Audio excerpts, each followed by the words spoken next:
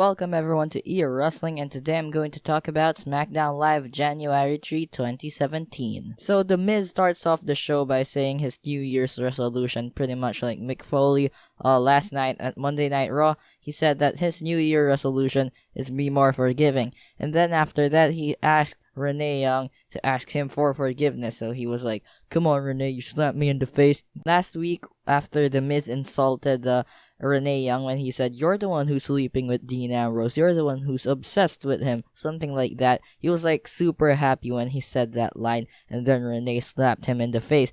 But let's just go back to the sorry part thing. Let's just go back to this SmackDown Live. After that, after he asks Renee Young to say sorry, Dean Ambrose comes out, and then Dean Ambrose gets slapped by Maurice, pretty much like Renee Young last week. And then after that, Maurice and Miz gets out of the ring, just goes to the entrance ramp, and then Dean Ambrose grabbed the mic and just insulted the Miz. First match of the night is Baron Corbin versus Dolph Ziggler. How many times do we need to see Dolph Ziggler fight Baron Corbin? But yeah, in this match, most of the time, Baron Corbin destroyed Dolph Ziggler. And yeah, Baron Corbin won, I called it. And after the match, he grabbed a steel chair. He tried to hit Dolph Ziggler in the back with it.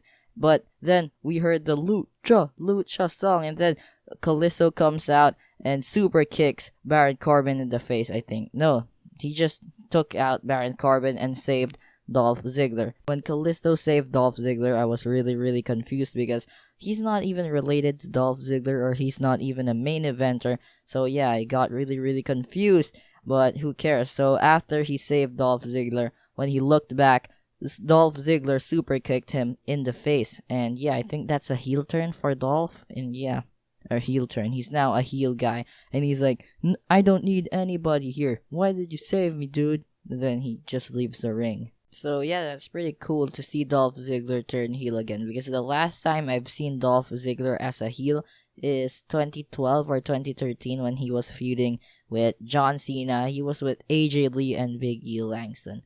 Okay, let's just go to the next segment. It was a backstage segment. James Ellsworth gives Carmella a James Ellsworth shirt and says, "Good luck, can you go to the ring now?" Yeah, he was so nervous. But yeah, that was just a quick backstage segment for James Ellsworth. But after that, there was another backstage segment. Dolph Ziggler was raging backstage, and then Apollo Crews asked him, "Hey, that was messed up, Dolph." And then Dolph was like, "You're messed up," and then brawled with Apollo Crews. And then everybody tried to stop them from brawling. And now is the contract signing time. Daniel Bryan comes out and introduces John Cena and AJ Styles. AJ Styles said that, "How can John Cena do that? He will just return, ask for a championship match, and you, Daniel Bryan, will grant it." Then John Cena was like, "Come on, AJ. The people need this match. That's why Daniel Bryan is going to grant this match. Also, don't know how to apologize." Then he signs the contract thing. And then Baron Corbin comes out and he just says, "You know what, Cena? I can beat your ass. I will knock your teeth down your throat." And then Cena flips the table, and then AJ kicks him in the face. And yeah, AJ just leaves the ring. This segment reminds me of the Kevin Owens show last night, because last night, while Goldberg and Kevin Owens was confronting each other, Roman Reigns came out of the ring, confronted Goldberg, and then Braun Strowman came out and said, "I can beat you all," and then they all brawled and double spear to Braun Strowman. And yeah, that's like the thing that happened today, but the only difference is there's only like 3 wrestlers here. Then after that, there was a backstage segment. Maurice slapped Renee Young in the face, and that slap looked really painful, because when Maurice slapped Renee Young fell down. Or maybe Renee Young is just really weak, or maybe Maurice is just a superwoman. Okay, now let's go to the Breezango versus American Alphas. I haven't seen Tyler Breeze and Fandango for a while. Or maybe I just haven't been watching SmackDown Live. And the American Alphas won. This match isn't really that special, but in the end, the Wyatts come out, not really, and only in the Titantron, and send a message to the American Alphas saying that we're going to get those championships back. This is the main event of the night, the last match, Dean Ambrose versus The Miz for the Intercontinental Championship. Most of the time, Dean Ambrose was beating the crap out of The Miz, and also Maurice got kicked out while the referee was getting distracted and trying to kick out Maurice. The Miz stole the Intercontinental Championship and hit Dean Ambrose in his back, and he pinned Dean Ambrose. Actually, I thought this was going to end the match, but no, Dean Ambrose kicked out.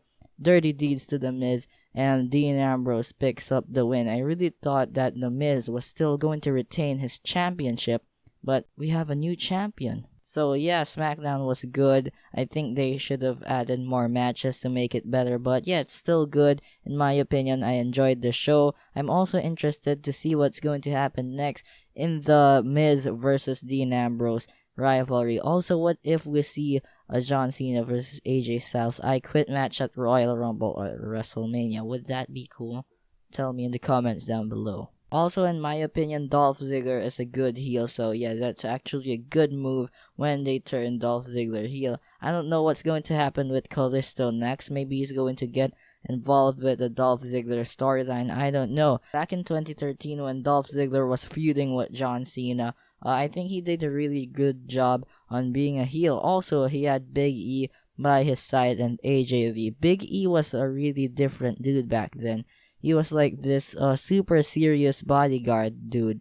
And yeah, his name is Big E Langston. This is the only women wrestler match I watched on SmackDown Live. In this episode, it was Carmella versus a new NXT superstar, I think. Yeah, it was a new NXT superstar, but I forgot the name.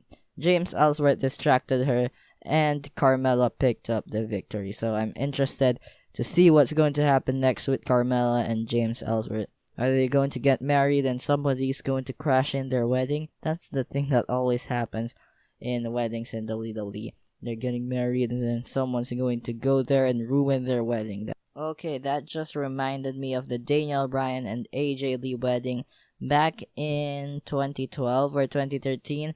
They were getting married. This time, nobody ruined the wedding, and Daniel Bryan was like, the priest, I think that was the Godfather. He was like, are you going to marry Daniel Bryan? Are you willing to spend the rest of your life with Daniel Bryan? And then AJ Lee was like, yes, and I say yes to be the general manager of Raw.